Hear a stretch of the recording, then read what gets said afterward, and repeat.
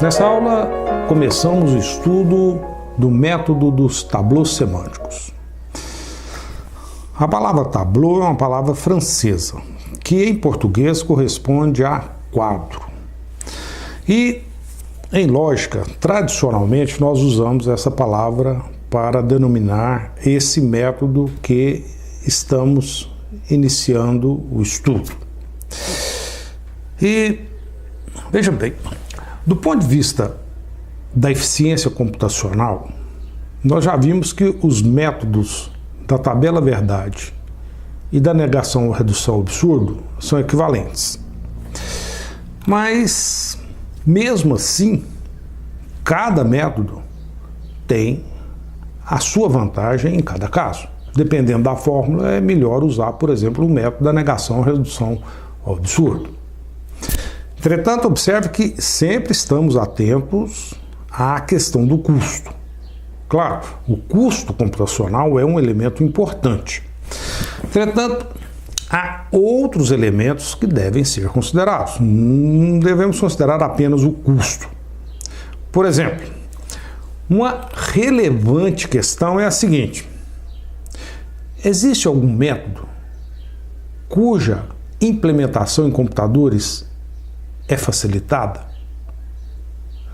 Ou seja, agora a gente não está olhando não só o custo, estamos tentando observar a questão da facilidade de implementação. E nesse caso, a resposta é sim.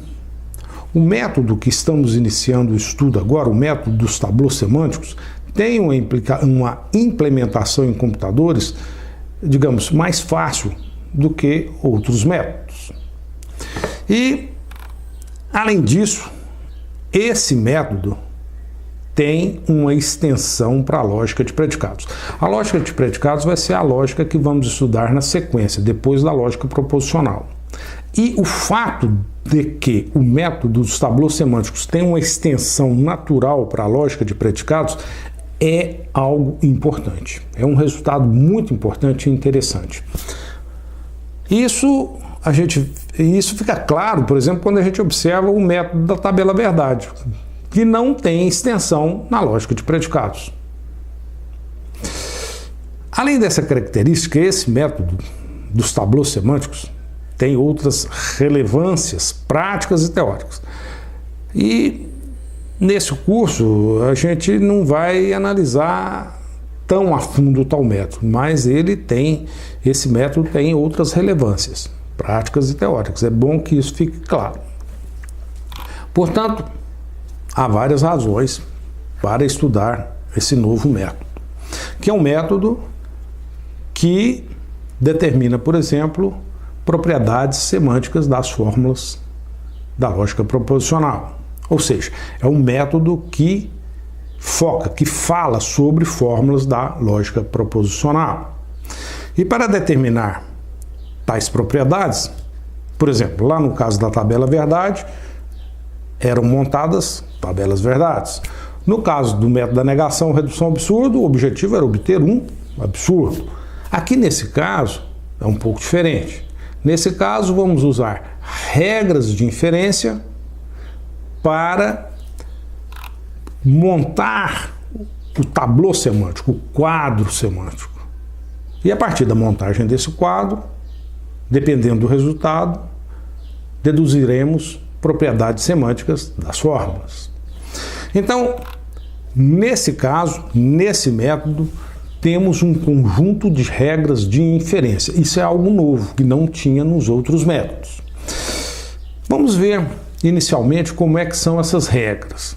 Uma visão geral, uma primeira visada nessas regras. Sejam A e B duas fórmulas da lógica proposicional. As regras de inferência do método dos tableaus semânticos na lógica proposicional são as regras de R1 a R9 indicadas a seguir. Então, temos aqui 9 regras, de R1 até R9. A regra R1 diz, por exemplo, que, dada a fórmula A e B, deduzimos A e B, uma escrita abaixo da outra. A regra R2 diz que, dada a fórmula A ou B, deduzimos A ou B, uma escrita ao lado da outra. A regra R3 diz que, dada a fórmula A implica B, deduzimos não A ou B, uma escrita ao lado da outra. Mas, afinal, o que significa dizer essas coisas que estamos dizendo? Dada a fórmula A e B, deduzir desse jeito. Dada a fórmula A ou B, deduzir assim. E assim por diante. Olha, estamos dizendo o seguinte, que se está escrito lá no tablô essa fórmula A e B, nós escrevemos no tablô, nós deduzimos no tablô e escrevemos no tablô as fórmulas A e B, uma escrita abaixo da outra. Estamos, então, considerando um quadro, um tablô no qual escrevemos fórmulas. E se lá está escrita a fórmula A e B, vamos, na sequência, escrever as fórmulas A e B, uma abaixo da outra, e o que nos possibilita tal ato é a regra R1. Da mesma forma, a regra R2 nos permite escrever o seguinte no tablô. Se lá está escrita a fórmula A ou B, nós escrevemos abaixo, dadas essas duas setinhas, a fórmula A de um lado e a fórmula B do outro. Ou seja, a regra R2 permite escrever algo a mais no tablô, dada essa fórmula. A regra R3 nos permite escrever isso, dada essa fórmula, dada que essa fórmula já está escrita no tablô. Aqui, essas outras regras funcionam mais ou menos da mesma maneira. Por exemplo, R4. Se já está escrito no tablô A se somente se B, a regra R4 me permite escrever no tablô o que vem abaixo aqui. Põe uma seta de um lado, uma seta para o outro lado, do lado de cá escrevo A e B, e do lado de lá escrevo não A e não B. A regra R5. Se já está escrito lá no tablô não A, posso escrever A abaixo. R6. Se já está escrito lá no tablô não A e B, a regra R6 me permite deduzir dessa fórmula e escrever no tablô isso que está aqui abaixo. Uma seta para um lado, uma seta para o outro, não A de um lado e não B do outro. Da mesma forma, essas três regras. R7. De não A ou B, eu deduzo não A e não B, uma abaixo da outra. A regra R8, de não A implica B, se isso já está escrito no tablô, a regra R8 me permite deduzir A e não B, e escrevo essas duas fórmulas, uma abaixo da outra. R9, se já tem no tablô A, não A se somente se B, ou seja, de não A se somente se B, a regra R9 me permite deduzir não A e B, de um lado e do outro A e não B. Apresentamos as regras. Mas afinal, o que fazemos com tais regras? Observe que nesse caso aqui, para explicar o método, estamos utilizando, digamos, uma estratégia em espiral. Demos uma olhada nas regras, mas sabemos ainda pouco sobre essas regras. Não sabemos ainda o que fazer com tais regras, como usar tais regras e como montar o tablô. Sabemos que elas são utilizadas no método do tablô semântico, só isso por enquanto.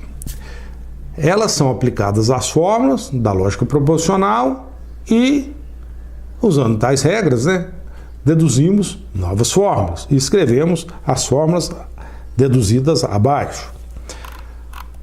Ou seja, o uso das regras possibilita agregar novas fórmulas ao tablô semântico a partir daquelas que já estão escritas no tablô. Então, utilizando essas fórmulas deduzidas, o tablô semântico é, digamos, preenchido, é aumentado. Mas afinal, como tudo isso é feito? Olha, para entender como se aplica o método dos tablôs semânticos e, portanto, a utilização das regras, a gente vai seguir um roteiro. E A gente segue esse roteiro porque não é possível, digamos, numa tacada explicar tudo ao mesmo tempo. Vamos utilizar aquela espiral. Damos uma olhada mais ou menos nas regras, depois uma olhada de novo nessas regras novamente, entendemos mais um pouco, e depois vamos ver como usar essas regras para montar o tablô, e cada vez que passamos nessa espiral, vamos entendendo um pouco mais.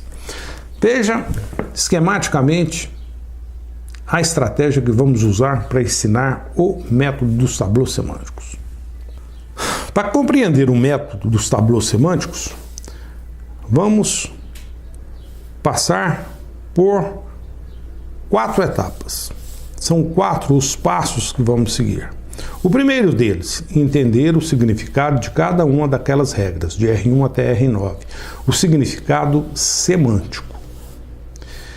Depois, entender como essas regras são selecionadas e aplicadas às fórmulas da lógica proposicional. Então, vamos entender as regras, entender como aplicar tais regras, e depois, no passo 3, dado uma fórmula H ou um conjunto de fórmulas, vamos entender como construir um tablô semântico a partir dessa fórmula H ou desse conjunto de fórmulas. Então, dadas as regras, dada a compreensão das regras, vamos entender como aplicar tais regras e como construir um tablô. E, por fim, analisar o tablô semântico obtido, construído na etapa 3, e entender como se pode deduzir propriedades semânticas a partir desse tablô. Portanto, nas próximas aulas vamos seguir esses 4 passos. E, ao final, esperamos que vocês entendam o método dos tablôs semânticos.